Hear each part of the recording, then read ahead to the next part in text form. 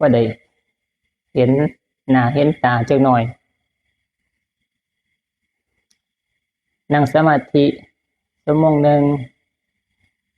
ทำวัดก็ชั่วโมงหนึ่งฟังเทศน์ก็ประมาณชั่วโมงหนึ่งออกพรรษาแล้วน่าจะพอดีบ่เดึกจนเกินไปแล้วค่อยที่จะบ่ขี้คร้านนะเดี๋ยวไปหน้าน้อยหนึงบ่ได้ดูกลับไปอยู่ตูบน้อยนั่งภาวนา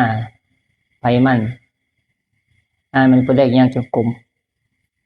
ไม่แอมยังจงกรมอยู่บ่เคยยังจงกรมอยู่บ่กลับไปจากมีแต่นอนเลยอ๋อแม่นแต่ช่วงหน้าหนาวนี่หน้าหนาวนี่แฮงเข้ากุฏิเข้าตูบอุ่นสบายแต่มาก็เข้ากุฏิยังบ่แรงมากอุ่นดีนะช่วงหน้ามีแต่มันร้อนที่ผ่านมาแต่ว่าต่อจากนี้บ่แน่ถ้ามันหนาวมานี่สิพอดีมื้อวานนี่เอาข้าวไปให้แมวเอาไปให้แมวอยู่กองขยะมันอยู่หัน2 ตัว 3 ตัวหมอยมันมากอยู่กันมากก็ไล่มันเอาไปเทไว้ยามกลางเว้นหลังจากที่ฉันภัตตาหารแล้วอยู่นี่เอาเข้าไปมานี่ว่าสิให้แมวหมาก็ไปคือกันหมาไปบัดแมวก็บ่อยู่บ่ได้แมวเสียเลยพอนี่เห็นอยู่บ่แมวนั่นติน่ะหมาไปไล่ยำเอาแมวก็เสียเพราะแมวเอาเข้าไปให้นี่ก็บ่ดีคือกันตัวนี่นะเข้าไปหมาก็ไปนำคือกันจักหมาผู้ใดหลายตัวมาตัวทีฮะเอาไว้กลางคืนว่ะอันนี้ไปให้กลางเว้นเทศบาลนี่หมาก็ไปไล่คุกพ่อเอาเห็นตั้งแต่ผ้าเช็ดเท้าที่เพิ่นนั่นเอาวางอยู่หน้ากุฏิทิศเวทมันสินอนเฝ้าอยู่หั่นกลางเว้นก็ดีนอน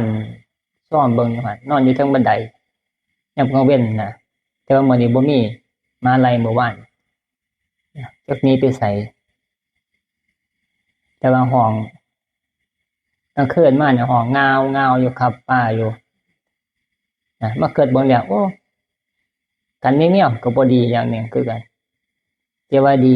อยู่ไรหนูย่านเสียงมันห้อง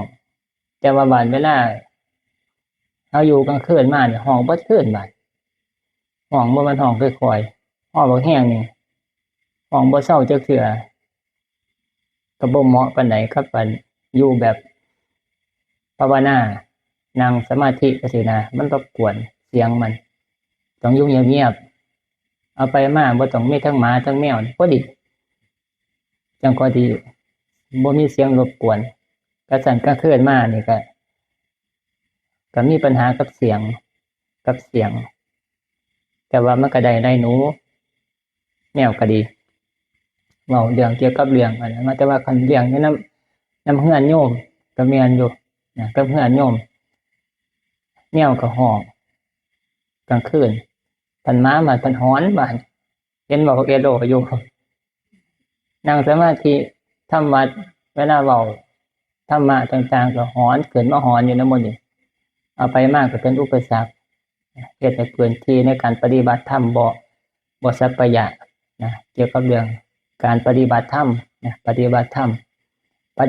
มนี่มันต้องอาศัยความสงบเป็นพื้นฐาน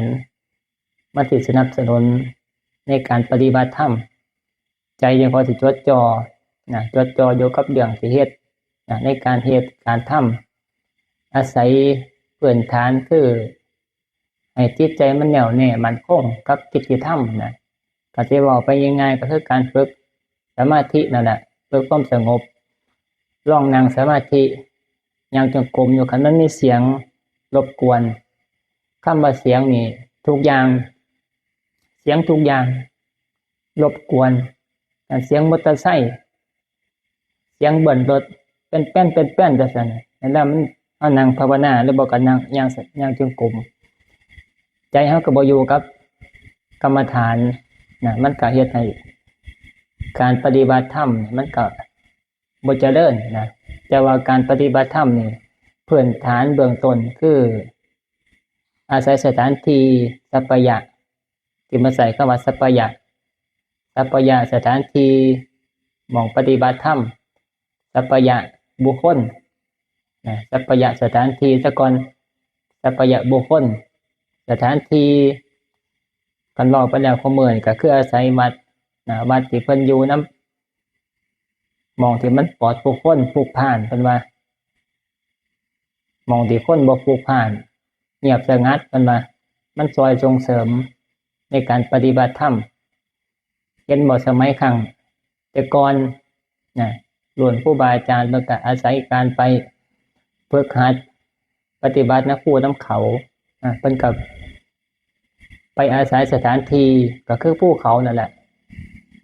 บ้านล่างวัดล่างใต้ร่มไม้น้ำถามน้ำเหวต่างๆอาศัยสถานที่นะเป็นเครื่องสนับสนุนเครื่องซอยนะซอยในการเข้าถึงธรรมะที่แรกก็อาศัยการฝึกให้ได้จิตใจนี่ให้มันได้เห็นความสงบซะก่อนเบื้องต้นนะเบื้องต้นด้านแรก ให้ได้เห็นแม่นสิบ่ได้ก็สร้างนะแม่นสิบ่ได้มันคงถาวรแต่ว่าเบื้องต้นก็คือให้ได้เขาเห็นใส่เข้ามาได้เขาเรียมรสชาติของคำว่าสมาธิคำว่าสงบซะก่อนในเมื่อได้เขาไปเห็นไปพ้อไปเรียมรสชาติอะไรมันสิติดใจคำว่าติดใจนี่แหละมันเฮ็ดให้อยากติดตามมันติดตามมีศรัทธาขึ้นมามันก้นศรัทธาก็มีวิทยะเกิดมาต่อไปก็สตินะสติสมาธิปัญญาก็เกิดมานำนะแต่ว่าที่แรกมันสร้างศรัทธาขึ้นมาจากจิตใจได้ฝึกเห็นความสงบซะก่อนเบื้องต้นนะคณิกะสมาธิอุปจาระต่างๆนะเบื้องต้นนะบานเนี่ยมันสิเป็นเครื่องนะเครื่องมั่นใจนะเป็นพยานในการปฏิบัติธรรมนะเฮาสิมั่นใจนะว่าปฏิบัตินี่เป็นสิ่งที่มีผลแท้แน่นอนนะคำสอนพุทธเจ้านี่นะที่เพิ่นเว้าเกี่ยวกับเรื่องศีลสมาธิปัญญาเกี่ยวกับเรื่องอภิญญาเรื่องฌานต่างๆนี่เป็นเรื่องที่บ่แม่นเรื่องเอามาเว้าซื่อๆเป็นเรื่องสามารถปฏิบัติเข้าถึงแล้วก็มีอีหลีนะเพียงแต่ว่าผู้ใดที่ปฏิบัติเข้าถึงเข้าได้การผู้ใดเข้าฮอดเข้าถึงนะมันก็มีความมั่นใจนะมั่นใจและก็มั่นคงนะในธรรมะคำสอนพุทธเจ้าคันมั่นใจและก็มั่นคงในธรรมะคำสอนพุทธเจ้านะมันก็มั่นคงไปในสวรรค์นะ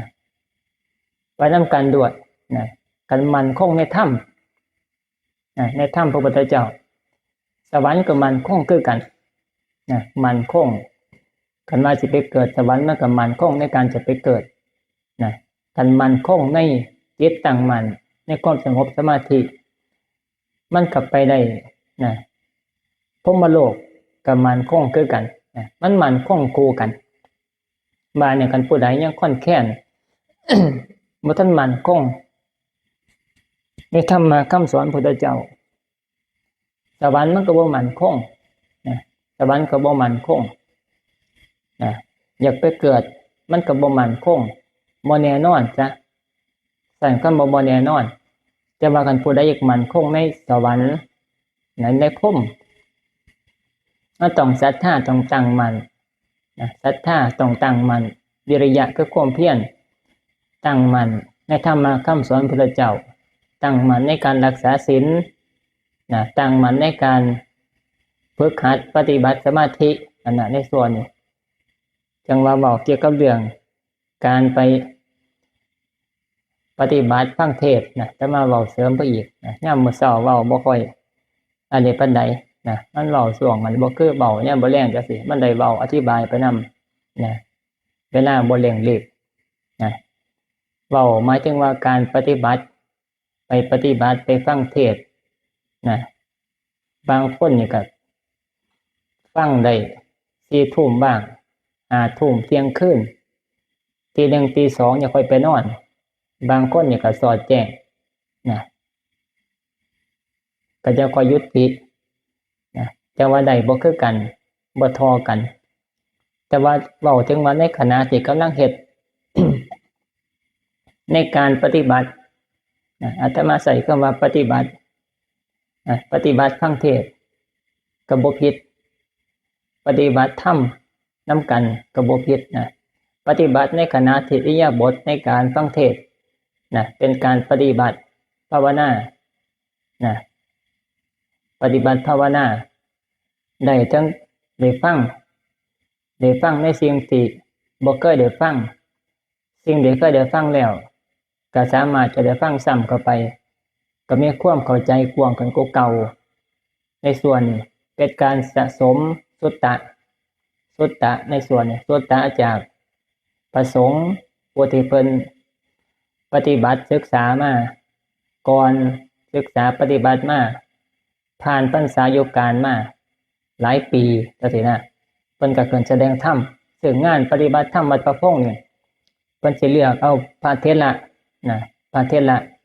ผู้ที่มีพรรษาและก็แสดงธรรมได้ดีได้ดีเพิ่นแสดงธรรมกันซ้ำธรรมดาบ่ผ่านนี่เพิ่นก็บ่ให้ขึ้นเด้คือวัดประพงษ์นี่สังเกตเบิ่งติล่ะบางคนได้เทศน์อยู่นำแถวโซนของอำเภอเก่งอยู่แต่ว่ากันทั้งบัดใหญ่เพิ่นฟังเนี่ยบ่เป็นที่บ่เข้าในมาตรฐานของเพิ่นก็บ่ให้ขึ้นบัดใหญ่แม้แต่โฆษกเห็นบ่โฆษกเป็นโฆษกเป็นพิธีกรเพิ่นก็บ่ได้ให้ไปเว้าไปจับไมค์ทั่วทีบเด้ต้องให้เป็นผู้ที่อยู่ในหลักการหรือว่าในระเบียบแนวทางที่เพิ่นเฮ็ดเป็นหลักจะค่อยได้ไปบายไม้ไปพาทำวัดบ้างไปเป็นพิธีกรบ้างแล้วก็แสดงธรรมบ้างเพิ่นเลือกอยู่ได้บ่ได้เอาเกินไปตัวเทียบตัวแดนการเทศน์บ่เข้าทำนองบ่เข้าหลักเพิ่นก็บ่ให้ขึ้นบางคนเทศน์ตลกเทศน์ม่วนเทศน์แบบอันนี้เพิ่นก็บ่ให้ขึ้นเพราะว่าวัดประพงษ์เพิ่นให้เอาแบบหลวงปู่ชาเป็นหลักเอาเรื่องจริงมาเว้าบ่ได้ให้เว้าตลกเว้าตลกแบบคบขันไปแบบว่ายังเขาเจ้าเทศน์แบบอันไหนล่ะเทศน์แบบก็ยังเขาเทศน์2 ธรรมาสน์ 3 ธรรมาสน์ที่เราเคยเห็นที่เขาเจ้าเทศน์ม่วนเทศน์ตลกกันแต่ว่าหาหม้องปฏิบัติเอามาเป็นหลักในการปฏิบัติมันบ่ได้ก็ได้ม่วนอยู่ในขณะนั้นแต่ว่าที่เอาไปเป็นหลักฟังแล้วได้หลักในการเอาไปปฏิบัติเป็นที่เพิงอีหลีมันบ่มีเพิ่นก็บ่ให้เกิดเทศน์แสดงยกตัวอย่างก็คือหลวงปู่เสริมตอนนี้เว้าเพิ่นบ่ให้ขึ้นบ่ให้ว่าสถานที่นั้นซึ่งพระที่เอาขึ้นให้ไปแสดงธรรมคือผู้ที่เว้ามีหลักมีการเป็นธรรมะสายวัดป่าของเฮาจังซี่ให้ไปเกินไปเว้าในส่วนนั้นซึ่งก็จังเว้านะเมื่อเช้านี่ที่ว่าบางคนก็ไปนอนคุยกันมีหลากหลายแต่ว่าก็ต้องทำใจญาติโยมญาติโยมไปเขาเจ้าก็หวังไปเอาบุญคือกันแต่ว่าด้วยอินทรีย์หมายถึงว่าความพร้อมอินทรีย์คือความพร้อมในการอยากปฏิบัติเข้าถึงนี่มันบ่เท่ากันแต่ว่าก็ต้องให้โอกาสบ่ทุกคนบางคนเขาเจ้าก็ไปนอนฟังจังซั่นก็ดีกว่าเขาเจ้าบ่ได้ไปดีกว่าเขาเจ้าบ่ได้ไปนอนฟังไปทำวัดแล้วก็ไปนอนจังซี่ก็ดีอยู่ดีอยู่เป็นการเข้าถึงเริ่มต้นจังซี่สิไปปฏิเสธเลยก็บ่ได้ต้องให้โอกาสบ่ทุกคนผู้ที่ปฏิบัติผู้ที่อยากเฮ็ดแบบปรมัตถ์เฮ็ดแบบคักๆอีหลีนั่นก็เฮ็ดส่วนผู้ที่เอาแบบซ้ำนึงซ้ำไปฟังซ้ำไปทำวัดกิจกรรมเบื้องต้นมื้อค่ำนี่แล้วก็กลับที่พักไปนอนท่ายามมื้อเช้าทอดกฐินจังซี่ ให้โอกาสเขาเจ้าต่อไปเวลาเขาเจ้ามีบารมีขึ้นศรัทธาแก่กล้าความเพียรมันหลายเขาเจ้าก็สิเฮ็ดได้นะแต่ว่าเขาเดินสายนี่เขาเดินสายปฏิบัติสายภาวนานี่สุดท้ายนี่ต้องเดินไปถึงคือเก่าบ่ทุกคน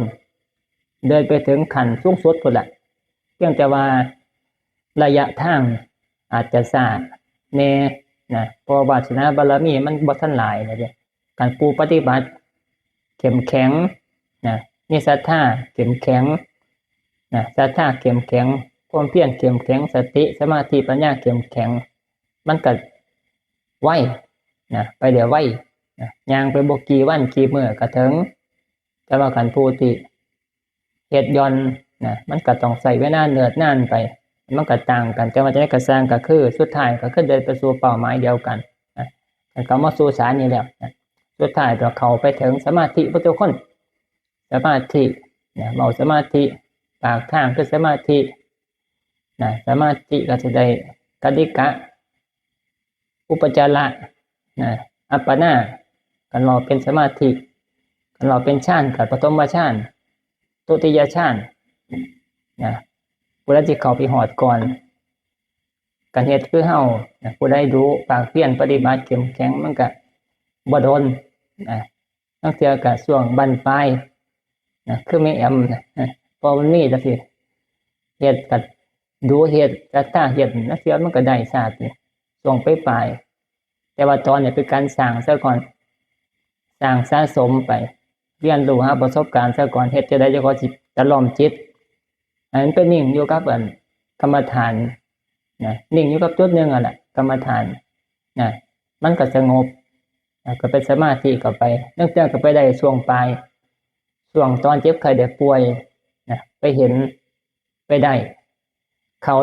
ถึงในกระตายฆ่ากันนะมันก็เฮ็ดให้มันคงไปเกิดสู่สุคติบัดนะไปได้บรรสุดท้ายนะแต่ว่าที่ว่าไปได้บรรสุดท้ายนี่ก็มันก็ได้ไปจากที่เฮาปฏิบัติอยู่ละนะมันเริ่มได้เริ่มสร้างฐานไปได้เฮาปฏิบัติวันพระนะปฏิบัติเวลาไปงานต่างๆไปภาวนาต่างๆอยู่บ้านอยู่เฮือนนั่นนะฝึกหัดสติเก็บทีเล็กทีน้อยไปมันก็ค่อยได้แต่ว่าบัดเวลามันสิได้แบบใหญ่ๆมันรวบเข้าไปเป็นประจักษ์อยู่ในใจก็คือเวลามันพร้อมไปพร้อมมาตอนเจ็บไข้ได้ป่วย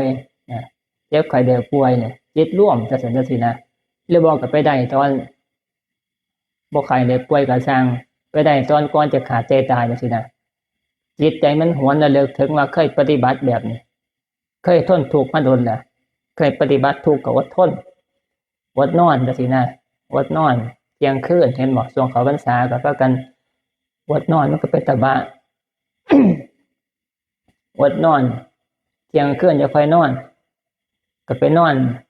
พักผ่อนจักหน่อยคราวนึงตี 2ก็ตื่นจังซี่นะมันก็สะสมขันติ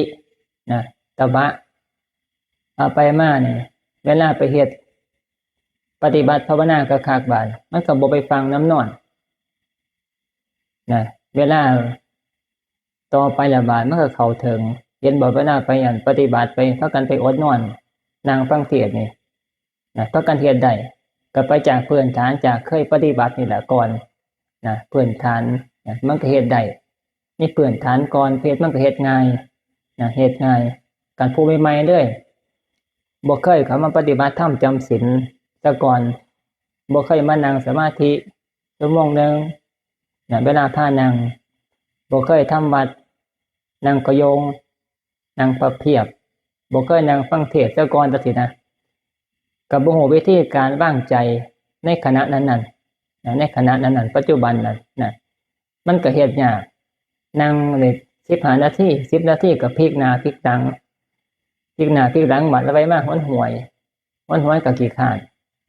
ไปมาก็หาแนมหน้าแนมหลังหาหูไปปองไปนะมันก็เฮ็ดบ่ได้นั่นคือผู้ใหม่จิตใจยังใหม่อยู่นะปฏิบัติบ่ทันมีอุบายนะบ่ทันมีแนว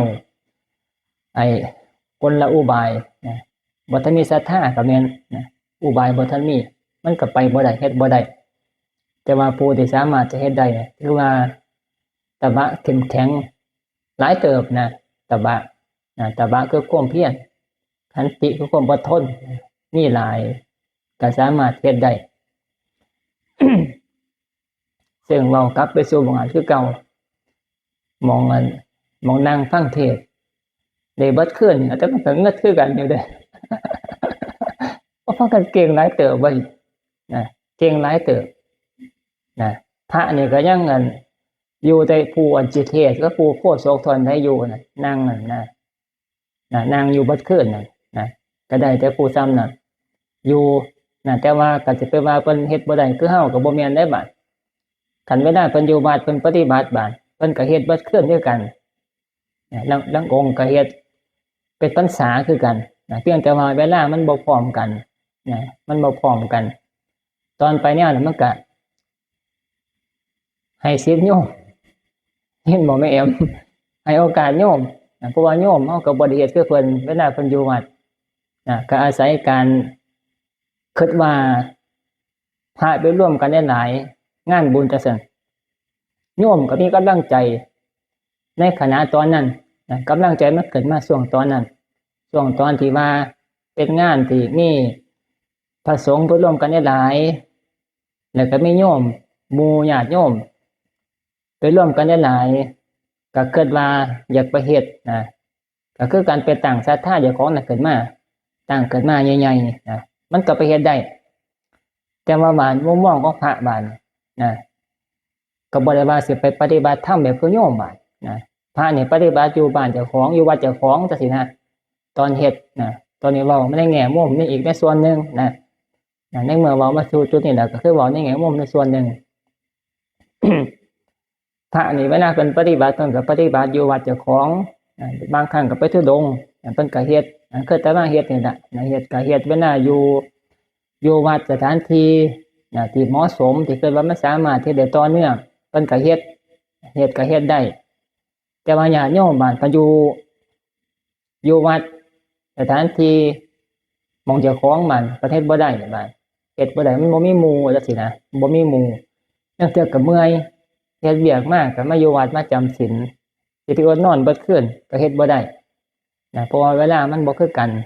การใช้ชีวิตมันก็บ่คือกันมันก็เลยความพร้อม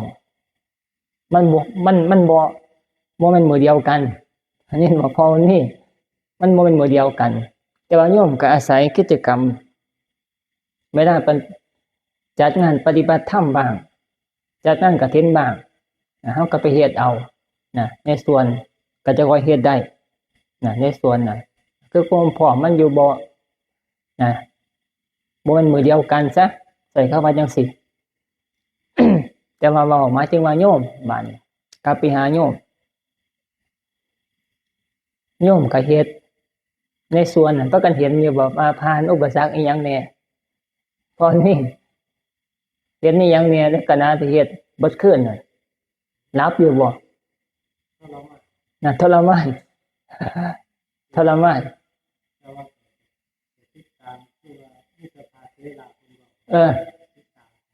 อันน่ะอาศัยตัวนี้แต่ละคนอาศัยบ่คือกันคล้ายๆอยู่แต่บ่คือกันคือพอมีนี่จับประเด็นก็คือว่าอาศัยคิดว่ามีแต่พระเถระเพิ่นขึ้นเทศจังซี่นะก็เลยตัวนี้เป็นตัวตั้งศรัทธาขึ้นมาก็เลยเฮ็ดได้คิดว่าอาศัยคิดว่ามีแต่พระเถระเพิ่นเกินแสดงธรรมเพิ่นคือสิเก่งเพิ่นเว้าตัวนี้หมายถึงว่าความคิดเป็นตัวที่ตั้งศรัทธาขึ้นมาก็จะค่อยสามารถอดทนสู่ผ่านความทุกข์ต่างๆจนสามารถเฮ็ดได้อาศัยตัวนี้อาศัยศรัทธาอาศัยศรัทธาจากที่ว่าเพิ่นมีแต่พระเถระจังซี่นะความหมาย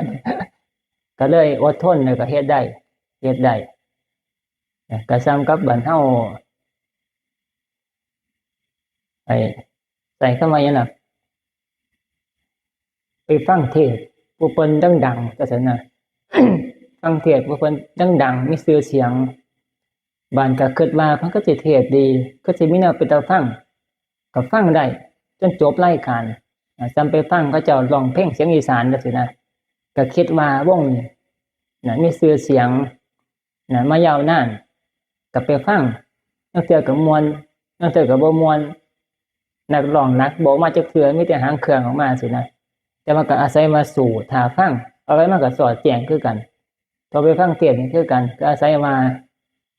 ามีแต่พระเถระจังซี่นะผู้เพิ่นเก่งๆจังซี่นะคิดว่านะก็เลยเฮ็ดได้แม่แอมนี่อาศัยอิหยังอาศัยคิดว่าคือกันอยู่เอออันที่ละอาศัยว่าปฏิบัตินั่งฟังไปเรื่อยๆ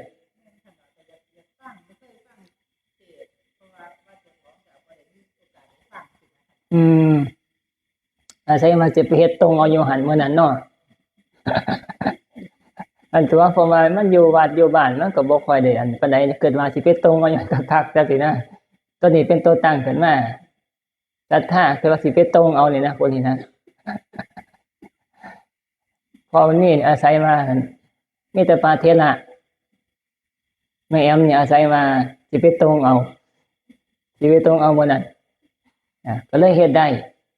กับพื้นฐานก็คือเคยฝึกหัดนั่งมาก่อนนี่ล่ะนั่งฟังนั่งสู่นั่งทนมาก่อนนะพื้นฐานคือนั่งสมาธิอดทนต่างๆสารพัดอย่างนะไปนั่งกับข้าวเดียวพื้นฐานแต่คนบ่มีพื้นฐานเนี่ยว่า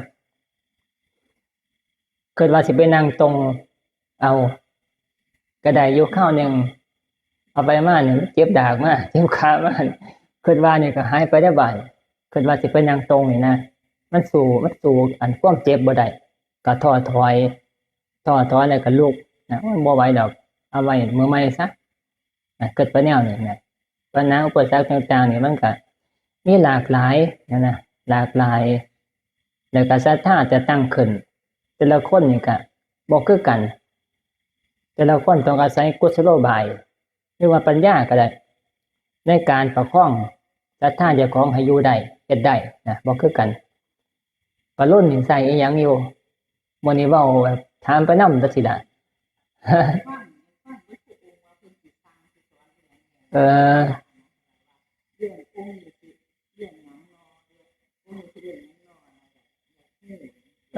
อยากฮู้ตัวนี้คืออยากฮู้ว่าพวกนี้อยากฮู้ว่าสิเว้าอีหยังอยากฮู้เพราะว่าอาศัยช่วงงานครูบาอาจารย์พระเพิ่นมาร่วมกันฝึกแสดงธรรมอยากฮู้ว่าสิเว้าอีหยังจังซี่นะหลายองค์แม่นคันเฮาบ่ไปเนี่ยเฮาก็บ่มีโอกาสได้ฟังเนาะไปเนี่ยบ่ไปเนี่ยบ่มีโอกาสได้ฟังอาศัยว่าเพิ่นมาจากหลากหลายจังหวัดหลากหลายสาขาก็ไปฟังอาศัยความอยากฟังความหลากหลายว่าเพิ่นสิเว้าอีหยังก็จะค่อยสามารถที่จะนั่งฟังจนสอดแจ้งได้ข้าวเดียวก็มีแอมอยู่บ่ข้าวเดียว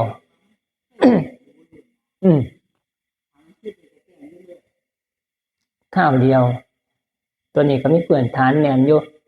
กันก้นบนพื้นฐานเนี่ยบ่ข้าวเดียวเด้ม้วนหน้าม้วนหลังอยู่หั่นม้วนหน้าม้วนหลังอยู่หั่นบ่แจ้งก็น่าแจ้งกันเนี่ยมันนั่นนี่ค่ะโหแต่เที่ยงคืนโอ้ยหายใจแห้งหายใจคอยอยู่หั่นน่ะแล้วก็ลอยออกไปหารอบ่ลงทานก็น่าว่าสิว่ามันมีหลายแนวนะที่ว่าอุปสรรคปัญหาต่างๆนี่มีหลากหลายผู้ที่เฮ็ดได้ถือว่าผ่านอุปสรรคหลายแต่ว่าบางคนคันมันมีอินทรีย์หลายคือศรัทธามันหลายศรัทธาหลายแล้วก็วิริยะความเพียรมันก็หลายมันก็ไปปิดบังอุปสรรคต่างๆไว้เหยียบไว้มันก็เลยบ่เห็นหลายนะก็จังบ่หลายก็จังข้าวเดียวนะตัวนี้คืออินทรีย์มันแก่กล้าอุปสรรคมันก็น้อยการผู้อินทรีย์บ่หลายบาดนี้อุปสรรคเกิดมาเต็มอยู่เลยพะโวหน้าพะโวหลังเอาไปมานี่ก็สู้บ่ได้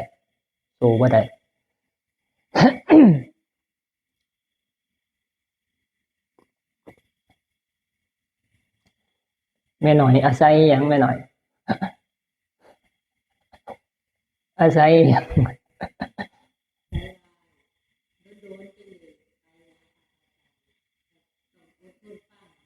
เอ่อตัวนี้อาศัยโดนๆเดี๋ยวไปชนึงอาศัยอดทนไปติดตั้งเออแต่ว่าก็ถือว่าเกือบได้สวยแต่ว่าก็ได้หลายอยู่นะร้อยอยู่ประมาณชั่วโมงหนึ่งก็ถือว่าได้หลายกว่าย่อมต่อยอยู่ย่อมต่อยนี่ร้อยไปข้าวหนึ่งร้อยไปเที่ยงคืนหมดละ6 ทุ่มแต่มาเห็นเราโยนแล้วไปชาร์จโทรศัพท์แต่มานั่งอยู่ประมาณตอนนั้นประมาณ5 ทุ่มกว่าเห็นแล้วไปชาร์จโทรศัพท์อยู่อันเอาโทรศัพท์ไปเสียงซาด่วนกองกฐินน่ะไปเสียบสาด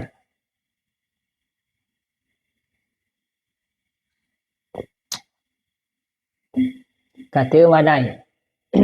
เฮ็ดได้หลายคนอยู่หลายคนซึ่งบ่หิวนอนเลยบ่แม่เอ็มบ่มีความหิวนอนก็มากวนเลยบ่มากินกาแฟ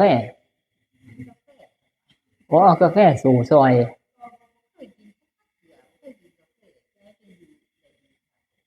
กินหลายปานใด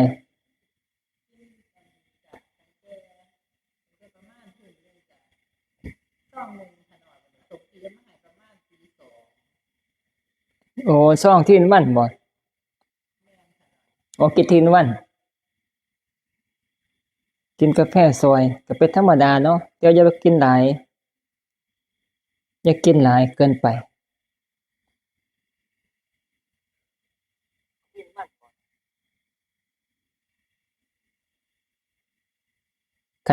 คันอยู่ได้โดยที่บ่กินกาแฟถือว่าเก่งหลายอาศัยมาสู่กับอัน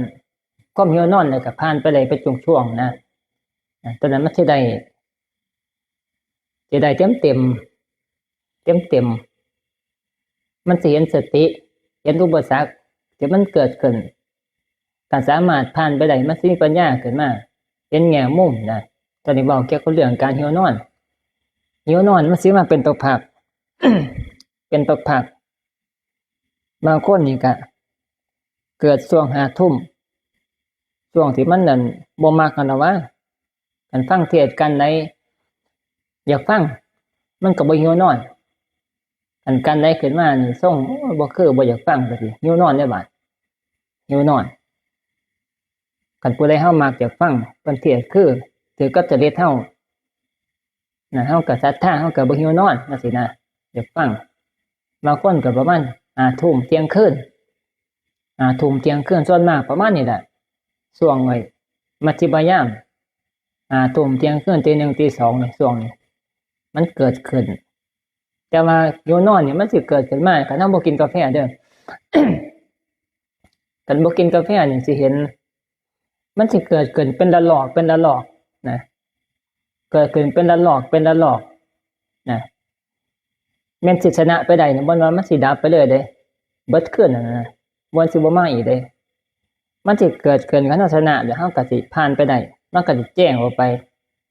ใสออกไปตัวเบาตัวจอยไปเลยแหละคันผ่านก็เหมือนนอนไปได้เป็นช่วงๆบาดนี้ผ่านไปจักคราวนึงบาดนี้อาจจะชั่วโมงนึงมันก็เป็นคลื่นมาอีกนะมันสิมาเป็นระลอกนะเป็นระลอกก็เบิ่งก็สู้ไปเรื่อยๆเอาไปมาบัดมันก็ผ่านไปได้การผ่านไปได้บัดหลายเทื่อเข้าหลายระลอกเข้าสติเฮามันสิมั่นคงแจ่มชัดขึ้นมามันสิเข้มแข็งซะอันน่ะฝึกเอาตัวนั้นฝึกเอาความสามารถที่จะผ่านความหิวนอนนั้นไปได้เป็นระลอก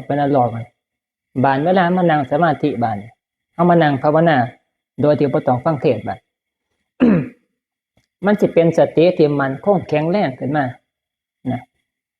ความหิวนอนสำใดสำหนึ่งนี่เข้าบ่ถึงนะเข้าบ่ถึงเพราะมันเห็นก่อนสติคันเห็นก่อนนี่ความหิวนอนมันสิถูกผลักไสออกไปนะผลักไสออกไปสติมันแก่กล้าแต่ว่ามันก็เกิดขึ้นอยู่แต่ว่ามันเห็นก่อนมันก็บ่เข้ามาแรงนะมันก็ค่อยแฉลบออกไปเกิดได้เห็นซื่อๆมันก็ดับไปเกิดแล้วก็ดับไปอาศัยการฝึกอย่างนี้ล่ะฝึกให้สติมันแก่กล้าขึ้นมาแก่กล้าขึ้นมาแก่ ฮ็ดให้ความหิวนอนนี่บ่คมเหงบ่เมียบเต็งก็สิอาศัยการฝึกธรรมดานี่นะมันช้าแฮงก็สิสู้กับความหิวนอนเด้สู้กับความหิวนอนต้องสู้แนวนั้นสิได้ไวซ้ำอาตมาสู้นี่นะอาตมาก็เบิ่งก็พอรู้จักมันสู้ได้เอาไปมาเวลามันก็บ่หิวนอนหิวอยู่แต่ว่ามันยังเกิดขึ้นมาเฮาก็มีสติหลายกว่ามันนะมันก็ดับไปมีอุบายในการก้าวข้ามไปได้นะก้าวข้ามไปได้แต่ว่าคันบ่ฝึกแนวเนี่ยมันบ่เห็นนะสติมันน้อยกว่าความหิวนอนมันก็พ้นไปบ่ได้ก็บ่เห็นทางก็เป็นคือเก่านะบ่ตีบ่สร้างก็อยู่คือเก่าผ่านบ่ได้มันก็เป็นแนวจะมาอาศัยการไปเฮ็ดแนวนั้นน่ะฝึกหัดเบิ่งเป็นสีสันเป็นรูปแบบในการฝึกหัดปฏิบัติธรรมนะก็ม่วนนะม่วน ตัวนี้บอกหิวนอนลางเทื่อก็อาศัยการพลิกแพลงติงขิ้งบ้างติงขิ้งพลิกขิ้งบ้างนะมันก็ซอยเฮ็ดให้เซาหิวนอนได้คือกันนะแต่ว่าลางเทื่อเวลามันหิวนอนแห้งๆบ้างติงขิ้งก็บ่อยู่เด้มันสิค่อยๆตะล่อมเฮาคือกัน ผู้ใดสังเกตเบิ่งนะมันสิตะล่อมเฮาเวลามันเกิดแห้งๆตัวนี้บอกหิวนอนเสียก่อนเวลาความหิวนอนมันเกิดขึ้นมันสิจะล้อมเฮาให้จนมุมซึมเศร้าไปค่อยๆซึมเศร้าซึมไปนะซึมไปมืดเข้าพอนี่เห็นอยู่บ่มันสิมืดเข้ามันสิค่อยมืดเข้ามานี่ความคิดเฮาต่างๆมันสิบ่ค่อยแจ่มชัดมันค่อยซึมเข้ามืดเข้านะความคิดก็บ่ชัดเจนนะบานี้คันปล่อยไปโดยที่บ่หาวิธีอุบายในการสู้กับมันสิอาศัยว่าก็นั่งสู้แบบท่าเดียวคือเก่านั่นยังเทื่อไปบ่รอดเด้กันมันซึมเข้าค่อยเคลิ้มเข้าบานี้มันสิรับท่านั่งรับท่านั่นละเซียนระดับเซียนรู้จักอยู่บ่เซียนตัวเซียนอันสิใช้คำว่าเซียนเพราะว่ามันมีศรัทธาอยู่ศรัทธามันอยู่แต่ว่ามันยังกำลังในการที่ต่อสู้มันบ่มีแต่ว่าศรัทธาเนี่ยมีอยู่มันก็เลยบ่ไปนอนแต่ว่านั่งหลับศรัทธามันเฮ็ดให้ตั้งร่างกายอยู่ได้แต่ว่าสติมันหลับไปแล้วบัดหลับไปนั่งท่าหลับนี่แหละบ่ลงเด้นั่นศรัทธามันดึงร่างกายไว้ศรัทธามันมีแต่ว่า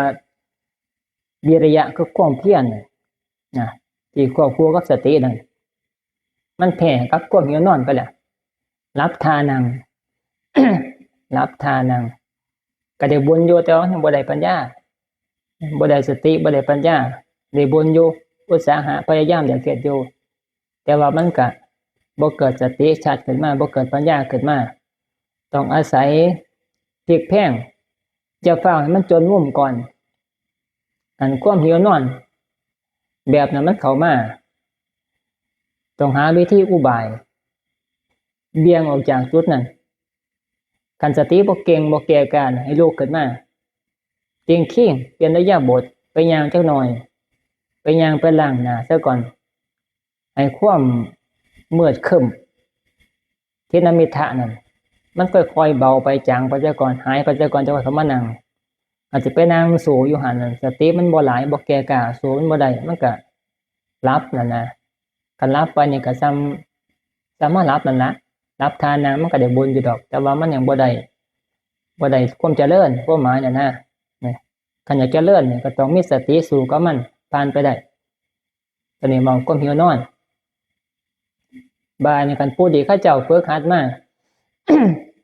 มีสติอยู่ภายในปัญญาภายในบ่ต้องเปลี่ยนอิริยาบถได้บัดบ่ต้องลุกย่างบ่ต้องไปไสเฮ็ดแนวอาศัยสติกระจายการว่ามันเข้ามามันค่อยขึ้นเข้ามามืดเข้ามาเนี่ยมันสิเข้ามาหุ้มจิตนะหุ้มดวงจิตหุ้มความรู้สึกนี่หุ้มสติที่สามารถที่จะกำหนดเบื้องกายนี่มันจะค่อยเบลอไป ค่อยเศร้าไปค่อยมองไปค่อยเคลิ้มไปบานคันมีสติขึ้นมาปั๊บทุกคนสิมีสติอยู่แต่ว่าบ่อยากเฮ็ดหยังตอนนี้ทุกคนสิเป็นแนวนี้คันผู้บ่มีสติแก่กล้านะเห็นอยู่แต่ว่าชะล่าใจบ่อยากต่อสู้มันก็เลยหลับคือคือบ่อยากตีงขิงบ่อยากย่างเลยนะคิดอยู่แต่คิดว่าอยากสู้อยู่แต่ว่ามันบ่ตีงขิงบ่สู้มันก็เลยสู้ความหิวนอนบ่ได้มันก็หลับเคลิ้มไปเลยแต่ว่ามันบอกมาจึงว่าผู้ที่ฝึกมาดีแล้วพอสมควร การเห็นมันเข้ามาแนวนั้นสิอาศัยกระจายความรู้สึกอาศัยกระจายจิตนี่แหละตัวพะโล้นี่ออกไปพลิกแพร่งออกไปกระจายพลิกแพร่งออกไปบางครั้งก็อาศัยการเอาแบบหยาบๆซะก่อนการนั่งอยู่หั่นน่ะบ่ได้ลุกดอกเท่านี้เมานั่งอยู่หั่นบางครั้งนี่ก็อาศัยสติกระจายไปสู่ที่ปลายนิ้วซอยจอกับใส่เข้ามาจอสู่กับช่วงตอนที่ความมืดความครึ้มมันเข้ามาความลับมันเข้ามาอาศัยการติงเป็นตัวทวงไว้ซะก่อนพอวิ่งไปหน้าให้เข้าใจว่าความหิวนอนมันสิบ่อยู่ดนมันอยู่ชั่วครู่นึงคันสามารถจอกันอยู่ได้ชั่วครู่นึงมันก็สิผ่านไปผ่านไปเฮาสิผ่านไปโดยที่เฮาสามารถที่จะบ่หลับนะบานมันสิได้กำลังขึ้นมาแต่ว่าต้องมีแนวที่ต่อสู้เด้ต้องมีอุบายกุศโลบายตัวนี้มองแบบหยาบใส่เป็นลักษณะแต่ว่าเตียงมือจะน้อยก็ได้เตียงเหนียวซอยคันน่าสู้โดยที่บ่เตียงมือลังเสียมันแผ่มันแต่ว่าการเตียงมือเนี่ยตัวนี้บอกมาถึงมาสิซอยเฮ็ดให้เฮาสามารถสู้ได้บ่หลงลืมอาศัยการ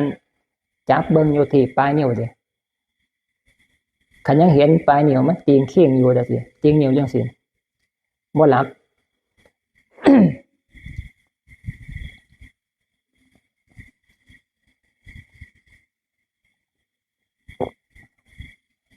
โอ๊ยแม่งอะไรมันจะซ่อนมันน้ำไฟ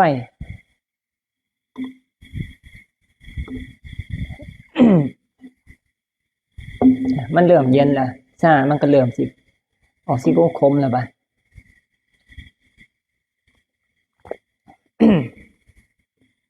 ตัวนี้เว้าแบบเก่งเนี่ยจักหน่อยอยู่ตัวนี้แต่ว่าก็ยังบ่ทันเก่งปานใดยังใส่ติงนิ้วอยู่นี่ความหมายแต่ว่าเว้าติงนิ้วกับติงนิ้วขานี่ก็ได้เบิดแล้วแต่สิใส่อุบายแต่ว่าบ่ลุกติงนิ้วจักหน่อยนึงพอได้ซอยนะซอยบ่ให้พลาดซะใส่คำว่าซอยบ่ให้พลาดบ่ให้หลับบ่ให้เคลิ้มไปกับมันนะมีสติอยู่กับนิ้วจังซี่สู้ก็จะคราวนึงมันก็ผ่านไปกระตันไปได้บาดมันก็ขับเคลื่อนมาสติมันก็ทั่วร่างกายนะความลับไหลมันก็ผ่านไปละรอบนึง บาดนี้ต่อไปบาดนี้มันก็สิมาอีกผ่านไปชั่วโมง2ชั่วโมงก็แล้วแต่ละคนบ่คือกันมันก็มาอีกเอาหาวิธีสู้กับมันอีกจังซี่เอาไปมันก็สอดแจ้งอาศัยการตีงร่างกายน้อยนึงซอยสู้ได้ขณะที่มันแห้งนะอาศัยการนั่งซื่อๆธรรมดานี่บ่เตียงนี่มันสู้บ่ได้มันบ่ทันเก่งแฮง บาดนี้บางคนเก่งขึ้นไปกว่านั้นอีกบ่ต้องเตียงนิ้ว บ่ต้องเตียงนิ้วบ่ต้องเตียงนิ้วขานิ้วมือเลยอาศัยกำหนดสติและกระจายรู้เส้นประสาทนะอย่าอยู่หม้องเดียวจิตอย่าจ่ออยู่หม้องเดียวคันไปจ่ออยู่ลมหม้องเดียวนี่อาศัยว่าสิกำหนดลมเบิ่งสู่มันบางครั้งเวลามันแห้งขึ้นมาเนี่ยก็มีนอนมันแห้งอีหลีมันมืดขึ้นมานี่ลมมันก็ค่อยเคลิ้มค่อยเบาไปคันปล่อยไปแนวนั้นปั๊บนั่นโสดบ่ได้รับไปเลยมันดับลมไปเลยมืดก็ไปข้าวเดียวก็จังข้าวเดียวแต่ว่ามันดนนี่เด้บางครั้งคือดนแต่ว่าเฮาอย่าปล่อยอยู่หม้องเดียวอาศัยกระจายสตินี่รู้ทั่วกายบ่ต้องติ้งร่างกายตัวนี้ กระจายอาศัยสติเป็นรับรู้ น้ำแขนแลนไปน้ำเส้นประสาทเอาความรู้สึกแลนไปแลนเบียงหาเบียงความรู้สึกให้มันแจ่มชื่นอยู่นะตามกับเฮาออกกำลังกายอยู่นะให้ร่างกายมันมีความกระปรี้กระเปร่าแต่ว่าตัวนี้อาศัยจิตมีกระปรี้กระเปร่าสติมีความกระปรี้กระเปร่านะใส่เข้ามาจังซี่ซะอาศัยกระจายความรู้สึกนี่อาศัยสไตล์กระจายสตินี่ไปรู้ในแขนบ้างรู้อยู่ขาบ้างนะเรียนหน้าเรียนหลังในร่างกายนี่นะให้มันมีความกระปรี้กระเปร่าเป็นตัวต้านกับช่วงที่มันเกิดความอึมครึมมาก็มีนอนเข้ามานะบางการเฮ็ดแนวนี้ปั๊บความหิวนอนมันก็สิค่อยหายไปความหิวนอนสิหายไปไวตัวนี้อยู่บ่โดนเพราะมันจิตสู้กับมันอาศัยแบบละเอียดจักหน่อยสู้นะการสามารถสู้ได้ชนะได้ความหิวนอนมันก็สิแจ้งออกนะมันสิหายไปสติก็กลับคืนมาลูกความหิวนอนก็ผ่านไปแบบไวตัวนี้บ่ได้สู้โดนตัวนี้เพียงแต่มาสามารถจิกเพียงน้อยนึงนะความหิวนอนก็ดับไปไวบ่ใช้เวลาโดน ไอ้พวกที่เว้าที่ว่าลูกยาวนั่น ตอนนั้นโดนเติบอยู่ได้แล้วเถียมันขี่ข้ออยู่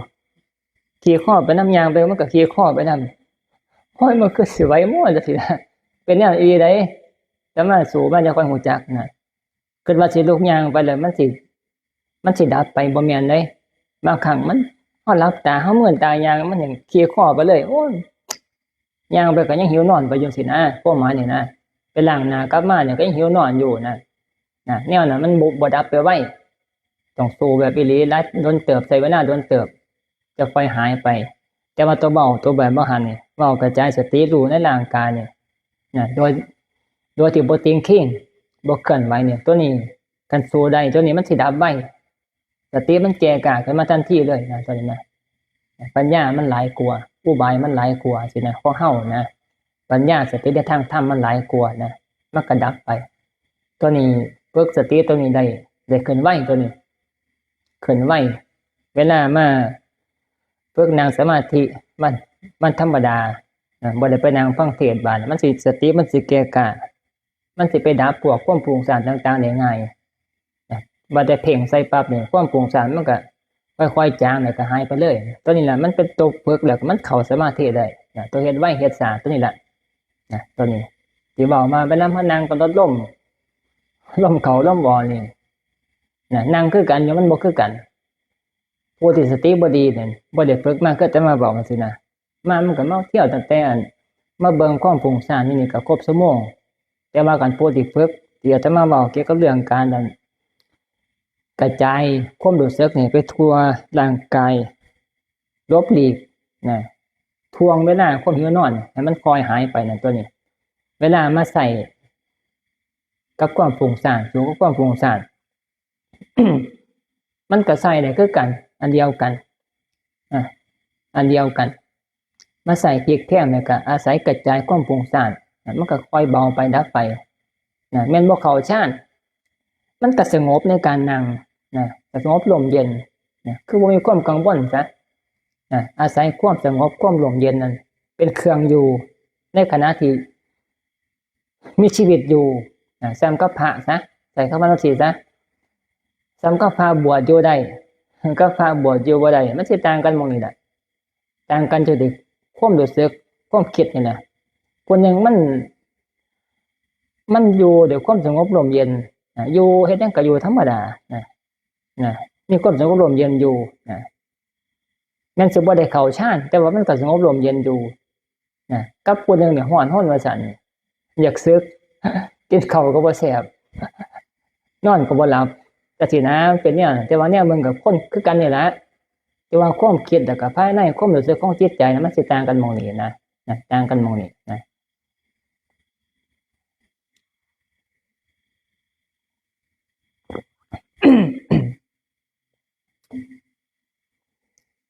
บานตัวนี้เว้าเรื่องเกี่ยวกับเรื่องหิวนอนเว้าในซ้ำนะตัวนี้นะเว้าแทรกจักหน่อยเล็กๆน้อยๆตัวนี้เว้าหิวนอนเขามากวนแล้วก็วิธีการสู่ บานี้ถึงข้าวเวลาความชอบใจ ความชอบใจบ่ชอบใจเขามาบานที่ว่าองค์นิเทศม่วนองค์นิเทศบ่ม่วนบานต้นเนี่ยก็อีกได้บานอันหนึ่งก็มากวนมันเฮาทุกคนมีเป็นธรรมดาละมีเป็นธรรมดาแต่บางคนเนี่ยอาศัยศรัทธาเขาโลภครูบาอาจารย์ความคิดตัวเดียวมันก็เลยบ่เกิดขึ้นแห้งบ่เกิดขึ้นหลายแต่ว่ามันก็มีอยู่มีอยู่บางคนนี่กันคือพระคือบางคืออันนี้นะบางคนก็ชอบใจบ่ชอบใจผู้ใดขึ้นมาเทศน์องค์ใดมักก็อยากฟังจังซี่นะองค์ใดบ่มักก็อยากหนีจังซี่นะก็เอิ้นว่าภาวะตัณหามีภาวะตัณหา ตัวนี้เกิดขึ้นมาเกิดอยู่บ่อนพอมีเกิดอยู่อันเนี้ยทุกคนเกิดวันนั้นนะแต่มันก็บอกไปจากเจ้าของกันนะจะค่อยหูจักนะทุกคนเกิดขึ้นเบิดทุกคนมีเบิดเพียงแต่ว่าบางครั้งเกิดขึ้นแห้งเกิดขึ้นหน่อยนั่งเสียเกิดขึ้นแห้งเกิดกระเด็นลูกนี้กูได้ ลูกนี้ทำทายไปเหี่ยวซะก่อนสร้างองค์นิเทศจบจะค่อยมาตัดสินนะตัวนี้เกิดขึ้นแห้งระดับหนึ่งบางคนเกิดขึ้นบ่แห้งก็ทำใจได้ก็ฟังได้ฟังด้วยความปล่อยว่างก็ได้อยู่ความปล่อยว่างความหมดอะไรตายอยาก แล้วแต่สิอันนี้แล้วแต่อุบายแต่ละคนนะเข้ามาเนี่ยนะบางคนเขาหลบครูบาอาจารย์คือญาติโยมเนี่ยเขาหลบพระเจ้าประสงค์พวกเขาหลบเนี่ยความคิดตัวเดียวมันก็บ่ค่อยเกิดปานใดนะแต่ว่าอย่าว่าบ่มีเด้นะมันมีคือเก่าเพียงแต่ว่าบางครั้งบางขณะมันอยู่ในจุดที่มันบ่คือกัน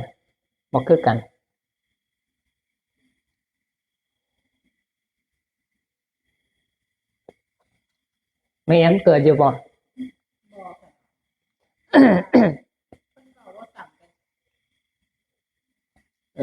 ตัวนี้คือเคารพในประสงค์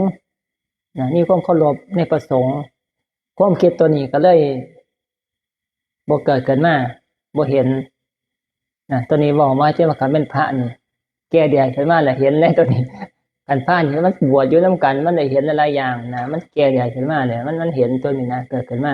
เห็นมาผู้นี้เทศม่วนผู้นี้เทศบ่ม่วนจังซี่นะมีความคิดตัวนี้เข้ามาคิดจังซี่นะความหมายนั่นนะอยากฟังบ่อยากฟังเป็นธรรมดา แต่ว่าอุบายคือปัญญาในการที่จะปรงความคิดตัวนั้นนะบ่คือกันเกิดขึ้นมาจะจังได๋บางคนนี่ก็ปรงความคิดได้ปล่อยว่างนั่งอยู่หั่นน่ะวิธีการปล่อยว่างนะตัวนี้อาตมาใช้ประจำอาตมาก็มีองค์ใดเคยฟังดูเจอก็บ่อยากฟังคือกันเสียดความเก่าจังซี่นะเป็นธรรมดา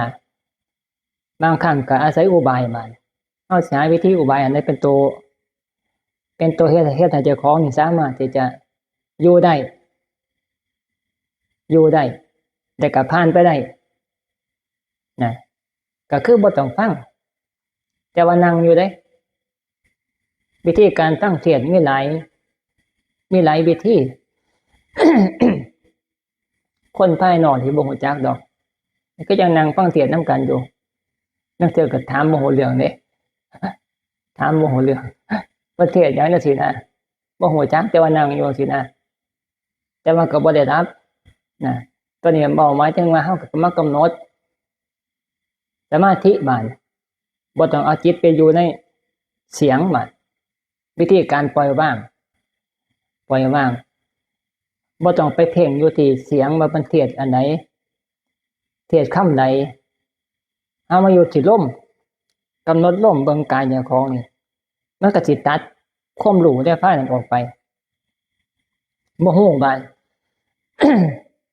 จักมันล้อเรื่องหยังจักแต่ว่าบาดจักแต่ว่า ก็เฮ็ดอยู่บ่แม่แอม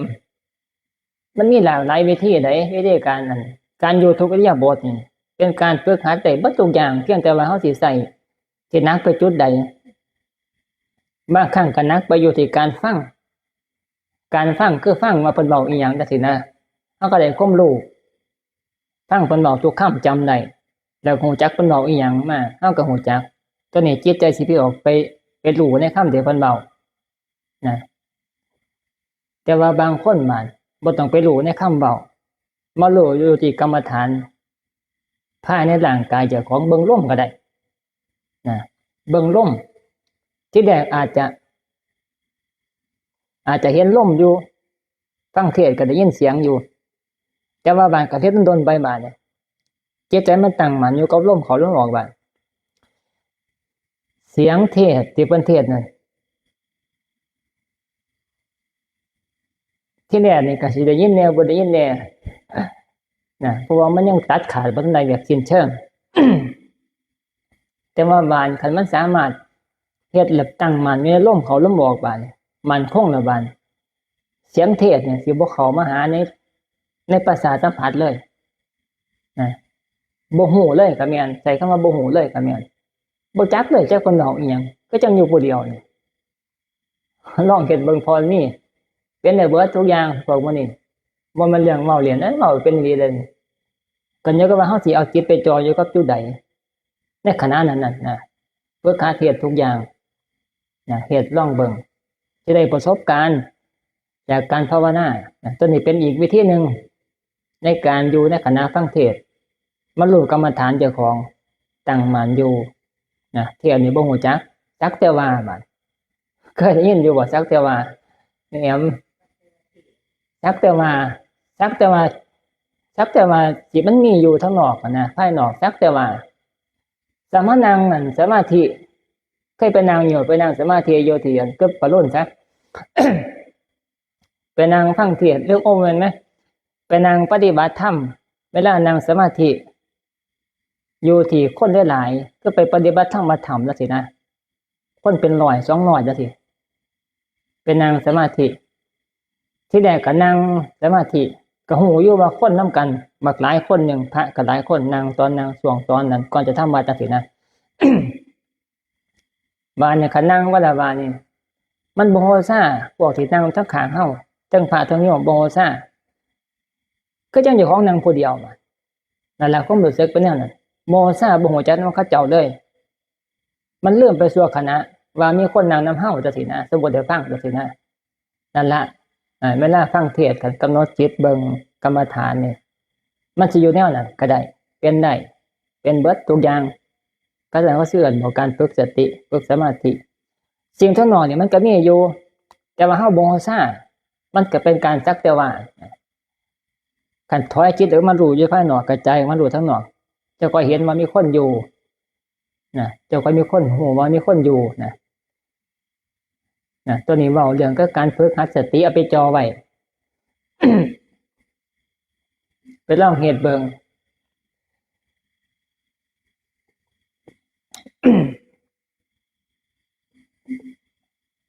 บ่จักนาทีเด้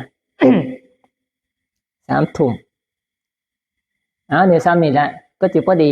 ชั่วโมงนึง เว้าไปแต่เล็กแต่น้อยเล็กๆน้อยๆมัน